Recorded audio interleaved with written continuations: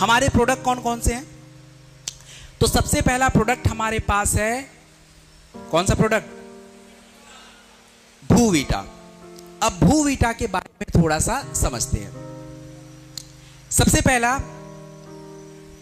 हमारा जो भूवीटा होता है ये मिट्टी के स्ट्रक्चर को सुधारता है। देखो मिट्टी का स्ट्रक्चर क्या होता है, चीजें होती हैं, पोर्स होते हैं।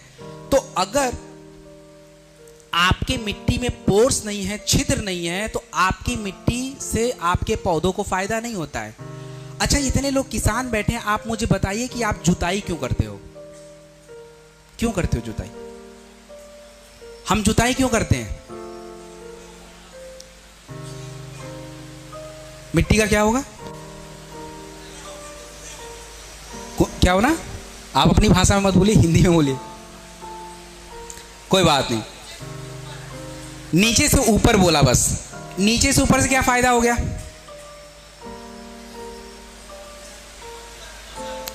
बिल्कुल करेक्ट बात है, मिट्टी को ढीला करना। ढीला क्यों करना भाई? ढीला इसलिए करना होता है मिट्टी लूज हो जाए। लूज होने का मतलब होता है कि मिट्टी के अंदर छिद्र हो जाएंगे, और जब उस छिद्र में, मतलब उस मिट्टी में जब आप पौधे डालेंगे, पानी डालेंगे, खाद डालेंगे, यूरिया डालेंगे, तो मिट्टी उसको क्या करेगा? एब्जॉर्ब कर लेगा। अगर आपने ढीला नहीं किया है तो जितने भी न्यूट्रिएंट्स, जितने भी पानी आपने मिट्टी में डाला है वो जाएगा ही नहीं। तो भूवीटा का पहला काम यही होता है कि आपके मिट्टी की संरचना को सुधार देता है, मिट्टी के स्ट्रक्चर को सुधारता है, उसके लेयर्स को मेंटेन करने का काम करता है। दूसरा अगर बात करूं, अभी मैंने कुछ देर पहले आप लोग को बताया, याद होगा कि आज ज्यादा यूरिया, ज्यादा डीएपी यूज करने से हमारे मिट्टी में क्या बढ़ रहा है? तेजाब, यानी एसिड, एसिडिटी बढ़ती चली जा रही है, और उससे हमारे मिट्टी में भी एसिडिटी बढ़ रही है।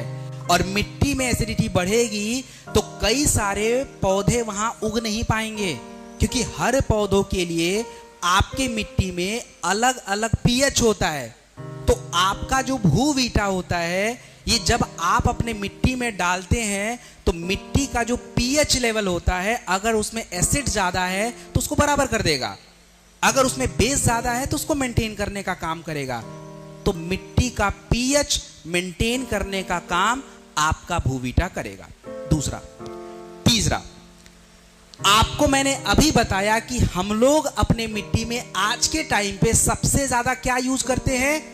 Inorganic fertiliser. इनऑर्गेनिक फर्टिलाइजर का मतलब यूरिया होता है, फास्फोरस होता है, पोटेशियम होता है, ये इनऑर्गेनिक फर्टिलाइजर है। लेकिन हमारे मिट्टी को ज्यादा कार्बनिक चाहिए था, ऑर्गेनिक चाहिए था। ऑर्गेनिक का मतलब होता है कार्बन। पहले लोग अपने मिट्टी में, आपने देखा होगा, गांव में अभी भी लोग करते हैं, राख डालते हैं, सुना है, देखा होगा। क्यों राख डालते हैं? वो कार्बन है। गोबर डाल दिया, ऑर्गेनिक कार्बन है।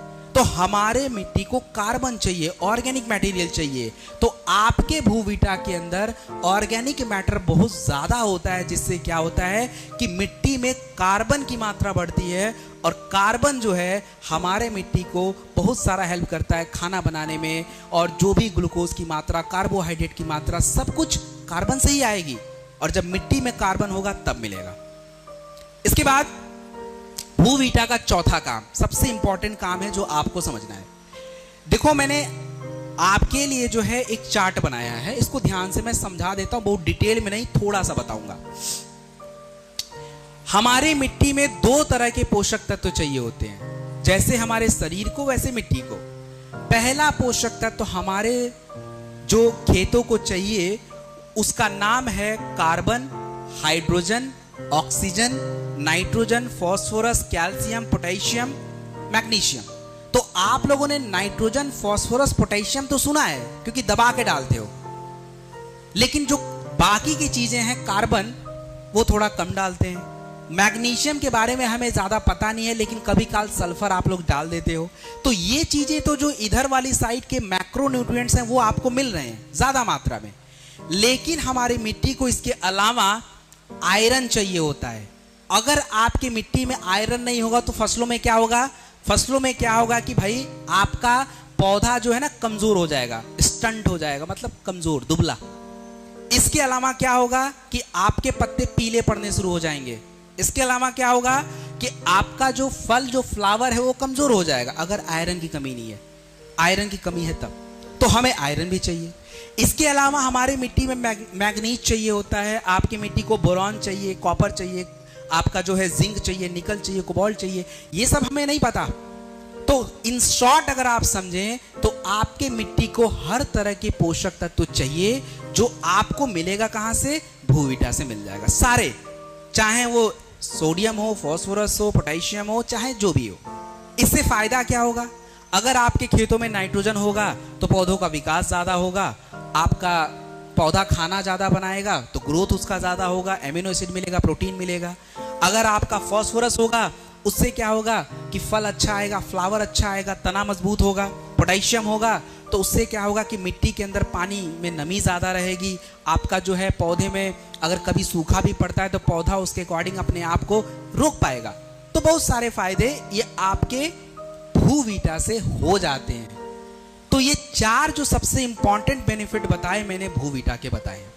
अब रही बात कि भूविटा का प्रयोग कब कैसे करना है। देखिए, भूविटा का प्रयोग 1 एकड़ में 4 किलोग्राम प्रयोग होता है। 1 एकड़ में 4 किलोग्राम प्रयोग होता है। 4 किलोग्राम कब डालें? देखिए, आप जब खेतों की जुताई करते हैं ना, यानी अपनी मिट्टी को तैयार करते हैं, तो मिट्टी को जब तैयार करते हैं उस टाइम आपके मिट्टी में भूविटा का जरूरत है।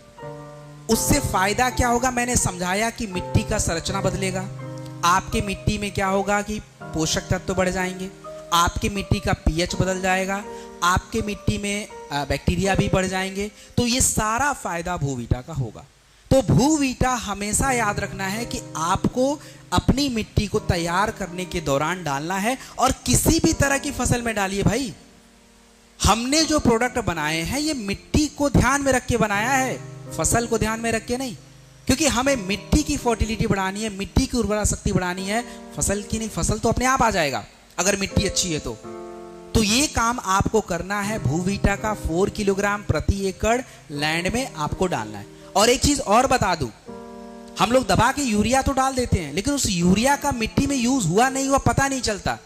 तो ये जो आपका भूविटा अगर आप पहले डाले रहोगे तो होगा क्या कि मिट्टी, जो आप यूरिया डाल रहे हो, जो आप फर्टिलाइजर डाल रहे हो, उसके अंदर जो तत्व हैं वो मिट्टी में अच्छे से यूज होने शुरू हो जाएंगे। अगर आपने भूविटा डाला है उसका लॉस कम होगा।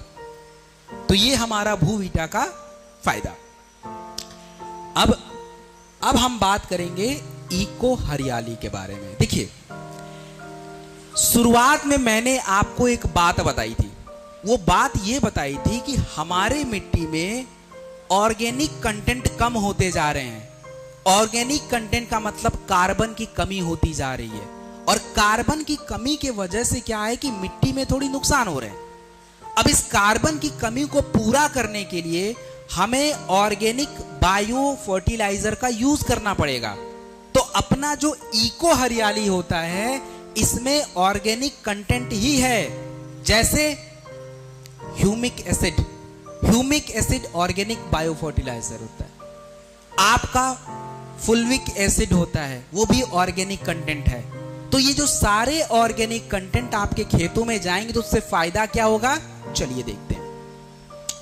सबसे पहला फायदा ये होता है कि जब आप अपने मिट्टी में इको हरियाली जैसे प्रोडक्ट डालते हैं तो उससे फायदा ये होता है कि आपके मिट्टी में ड्रेनेज बढ़ जाता है। ड्रेनेज का मतलब समझते हो क्या होता है?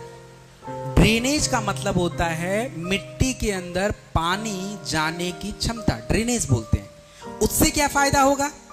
जितना नीचे तक पानी आपका सोखेगा मिट्टी में, उतना ही आपकी जड़ें मजबूत हो जाएंगी, और जड़ें मजबूत होंगी तो क्या होगा भाई? क्या होगा? पौधा भी मजबूत होगा, क्योंकि सारा काम जड़ों से होना है। पहला फायदा। दूसरा फायदा, अभी मैंने बताया कि जब इको हरियाली का यूज करेंगे तो मिट्टी में पानी अंदर तक जाएगा। तो मतलब क्या हो गया? मतलब ये हो गया कि उस मिट्टी में नमी की क्षमता ज्यादा हो जाएगी, यानी नमी जो है ज्यादा समय तक रहेगा। वाटर होल्डिंग कैपेसिटी आपके मिट्टी की बढ़ जाएगी, अगर आप ये इको हरियाली डालोगे तब।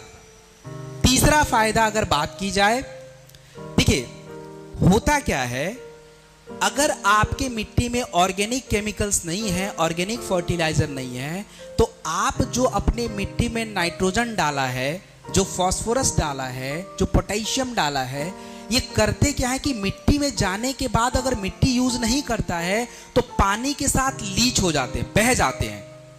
आपको लगेगा कि हमने तो इतने लाख रुपए का चीज डाल दिया, लेकिन आपके मिट्टी में उसको एब्जॉर्ब करने की क्षमता ही नहीं है, इसलिए वो पानी के साथ बह गया।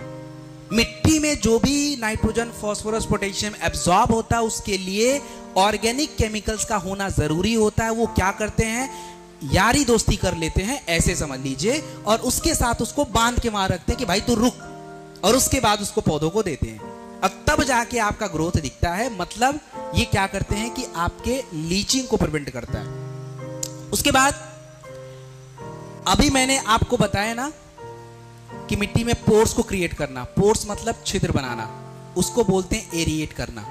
तो आपका इको हरियाली जो है आपके मिट्टी के पोर्स को भी ढीला करता है, तभी तो नमी मेंटेन रहेगी, तभी तो पानी डालोगे तभी नमी मेंटेन रहेगी।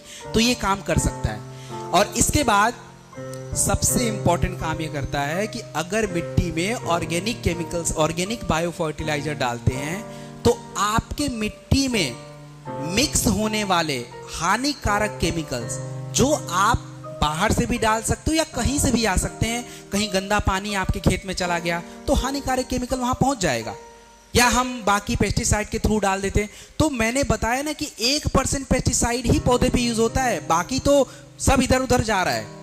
तो वो सारी चीजें मिट्टी में है। तो अगर हम इको हरियाली जैसे प्रोडक्ट जब डालते हैं तो मिट्टी के अंदर जो केमिकल्स, जो तत्व हैं जो हमारे पौधों को नहीं चाहिए, उसको बाहर निकालने में, उसको हटाने में इको हरियाली जैसे प्रोडक्ट आपका यूज हेल्प करता है।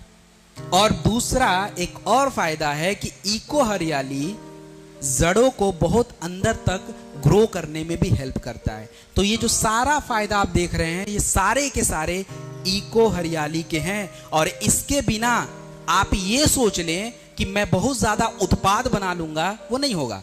क्योंकि आपने देख लिया, हम यूरिया पहले से भी डाल रहे हैं, डीएपी पहले से भी डाल रहे हैं, लेकिन हमारा उत्पाद उतना नहीं बढ़ रहा है। आज के टाइम पे bio fertiliser is the option. उसमें मैंने आपको दूसरा इको हरियाली बता दिया। इको हरियाली का यूज कब करना है? देखिए, इको हरियाली का यूज लगातार मत किया कीजिए। 1 महीने में 1 बार या 2 महीने में 1 बार इको हरियाली कर दिया बहुत है। क्योंकि इको हरियाली पौधा यूज नहीं करता, ये मिट्टी के अंदर यूज होता है, तो मिट्टी के अंदर रहेगा थोड़ा। इको हरियाली को यूज करने का तरीका, अगर आपको मिट्टी में एप्लीकेशन करना है, मिट्टी में डालना है, तो मिट्टी में कितना डालें? 1 एकड़ जमीन में 500 ग्राम इको हरियाली डालिए। और अगर किसी को इको हरियाली आपने दिया है तो उसको ऊपर से फुल्विक एसिड नहीं डालना है, ह्यूमिक एसिड डालने की जरूरत नहीं, क्योंकि सारा कंटेंट आपके इको हरियाली में ऑलरेडी अवेलेबल है। तो इको हरियाली 500 ग्राम प्रति एकड़ जमीन में पड़ेगा। और यदि आप स्प्रे एप्लीकेशन में यूज करना चाहते हैं, स्प्रे छिड़काव करना चाहते हैं, तो 2.5 ग्राम 2.5 ग्राम प्रति लीटर वाटर में आप इसको लीजिए, स्प्रे करिए। और स्प्रे जो है थोड़ा जड़ों के आसपास किया कीजिए, वहां जरूरत है, मिट्टी में, इसका ध्यान रखिए। तो ये आपका हो गया इको हरियाली। नेक्स्ट जो प्रोडक्ट है, इस प्रोडक्ट का नाम है पीजीपीआर। देखो, पीजीपीआर होता क्या है? पीजीपीआर का मतलब होता है प्लांट ग्रोथ प्रमोटिंग राइजोस्फीयर। मैं फिर से बता रहा हूं, पीजीपीआर का मतलब क्या होता है। पीजीपीआर का मतलब होता है प्लांट ग्रोथ राइजोस्फीयर। अब ये राइजोस्फीयर क्या चीज है भाई? देखो, राइजोस्फीयर की अगर बात, क्रिया के नाम आपको मैं बता रहा हूं। जैसे आपने सुना होगा सूडोमोनास, ये एक प्रकार का माइक्रोबैक्टीरिया होता है। आपने सुना होगा एजोस्पिरिलियम, एजोटोबैक्टर, एंट्रोबैक्टर, बहुत सारे एंथ्रोबैक्टर होते हैं, राइजोबैक्टर्स होते हैं। ये सारे ऐसे माइक्रोबैक्टीरिया होते हैं जो आपके मिट्टी में जड़ों के आसपास अपना घर बना के रहते हैं। इसकी हमें जरूरत है, जरूरत क्यों है समझाता हूं, क्यों इनकी जरूरत है। सबसे पहला जरूरत यह है कि आप के मिट्टी में जो तनाव बढ़ गया है, आपको लगेगा सर मिट्टी में तनाव बढ़ गया, ये कैसे हो गया? अरे भाई साहब, जो पेस्टिसाइड डाला है उसमें हानिकारक केमिकल है, आपने कीटनाशक डाला उसमें हानिकारक केमिकल है, आपके मिट्टी में गंदा पानी गया, हानिकारक केमिकल है, आपका जो जमीन है वो रोड के किनारे है, धुआं जाता है, पोल्यूशन जाता है, कूड़ा करकट सब तो गया खेत में, उससे क्या होता है, हानिकारक तत्व आपके मिट्टी में बैठ गए। अब ये मिट्टी को जरूरत नहीं था लेकिन बैठ गए, तो इसको हम बोलते हैं तनाव। इसको निकालने का काम कौन करेगा? इसको निकालने का काम यही बैक्टीरिया करते हैं जो मैंने बताया, एजिटोबैक्टर्स है, सुडोमोनास है। ये क्या करते हैं, उसी को खाना बना लेते हैं और खाना बना के खा के गंदगी बाहर, और उसका जो मटेरियल है वो आपकी मिट्टी में, जिससे आपकी मिट्टी की उत्पाद क्षमता यानी फर्टिलिटी बढ़ जाती है। इसके बाद आप लोग चना खाते हो ना, चना खाते हैं भैया, चने से क्या मिलता है? कहां? प्रोटीन। इस प्रोटीन को किसने डाला? ईश्वर ने क्या ड्रॉप से डाला है? ड्रॉप से डाला है? मिट्टी में बना होगा ना प्रोटीन। आप जो राजमा खाते हो, जो छोले खाते हो, जो दाल खाते हो, इसमें भैया प्रोटीन आया कहां से? प्रोटीन कहां से आया? यूरिया डाल के प्रोटीन आया है? यूरिया केवल डालने से प्रोटीन नहीं आया है, उस यूरिया से एमिनो एसिड बना है, तब जाके प्रोटीन आएगा। तो ये जो सारा बनाने का काम होता है ना, ये बैक्टीरिया ही करेंगे, और ये आएगा कहां से? राइजोस्फीयर से। तो मतलब ये सीधी बात हो गई कि आपके मिट्टी में, आपके जड़ों में प्रोटीन बनाने का काम, एमिनो एसिड बनाने का काम ये सारे बैक्टीरिया मिलके करते हैं, मतलब पीजीपीआर करेगा। इसके बाद हमारे पौधों के विकास में, बीजों के अंकुरण में, तने के विकास में, ये सारा काम पीजीपीआर कर सकता है। और सबसे इंपॉर्टेंट बात जो आपको मैं बता रहा हूं, देखिए सबसे इंपॉर्टेंट बात होता है नाइट्रोजन को फिक्स करना। अच्छा, हवा में सबसे ज्यादा कौन सी गैस मिलती है? अब इतना तो बता दो यार। ऑक्सीजन। ओ भैया, नाइट्रोजन मिलता है 21%। हवा में सबसे ज्यादा नाइट्रोजन मिलता है। तो आप जरा सोचो कि हवा में जब सबसे ज्यादा नाइट्रोजन है तो हमारे खेतों को क्यों नहीं मिल रहा है? खेतों के ऊपर तो पूरा हवा भरा पड़ा है, क्यों नहीं मिला नाइट्रोजन? क्योंकि खेतों में जो नाइट्रोजन जाएगा वो घुला हुआ होना चाहिए, पानी में घुला हुआ होना चाहिए, या किसी कंबाइंड फॉर्म में होना चाहिए। तो आपका क्या होता है कि जो ये बैक्टीरिया होते हैं, राइजोबैक्टर, एजिटोबैक्टर्स, आपके नाइट्रोजन को फिक्स करते हैं। फिक्स करने का मतलब आपने यूरिया डाला है, जो तत्व डाला है, न्यूट्रिशन डाला है, मिट्टी में जो नाइट्रोजन है उसको यूज करके पौधों को देने का काम करते हैं, जिससे फायदा होता है कि हमारे पौधे में जब नाइट्रोजन होगा तो विकास अपने आप हो जाएगा। लेकिन अगर आपके पौधों के अंदर, मिट्टी के अंदर अगर राइजोस्फीयर नहीं है, बैक्टीरिया नहीं है, जितना मर्जी यूरिया डाल लो, जितना मर्जी नाइट्रोजन डाल लो, जितना मर्जी चीजें डाल लो, कोई ग्रोथ नहीं होगा। तो यानी PGPR is the important part जो हमें चाहिए। और पीजीपीआर का कितना प्रयोग किया जाए? देखिए, पीजीपीआर आप किसी भी तरह की फसल में यूज कर सकते हैं, कभी भी यूज कर लीजिए। और पीजीपीआर की मात्रा कितनी होगी? देखिए, जो पीजीपीआर की मात्रा होती है वो 250 ml 200 लीटर पानी में घोला जाएगा, और ये 200 लीटर पानी जो है आपको अपने खेतों में डालना पड़ेगा, क्यारी बना के, जैसे भी आप पहुंचाओ। क्योंकि पीजीपीआर का सारा काम कहां होगा? पौधों के ऊपर या जड़ों में? सारा काम जड़ों में है, तो मतलब मिट्टी में जाना जरूरी है। तो अगर आपको बीज लगाना है तो पीजीपीआर पहले डाल लीजिए, फिर बीज लगाइए, उसके बाद उसका अंकुरण देखिए, दबा के होगा। आपको कोई पौधा लगाना है, पीजीपीआर पहले डाल लीजिए, फिर लगा लीजिए। आपको यूरिया डालना है, उससे पहले पीजीपीआर डाल लीजिए। तो पीजीपीआर एक ऐसा प्रोडक्ट है जो किसी भी तरह की फसल में किसी भी टाइम पे यूज कर लीजिए, क्योंकि सबसे ज्यादा अगर आप महत्व देखेंगे तो पीजीपीआर का है। हमारे बैक्टीरिया क्यों मरते जा रहे हैं? हमें ऊपर से बैक्टीरिया बनाने वाली चीजें क्यों डालनी चाहिए? क्यों राइजोस्फीयर डेवलप करना है?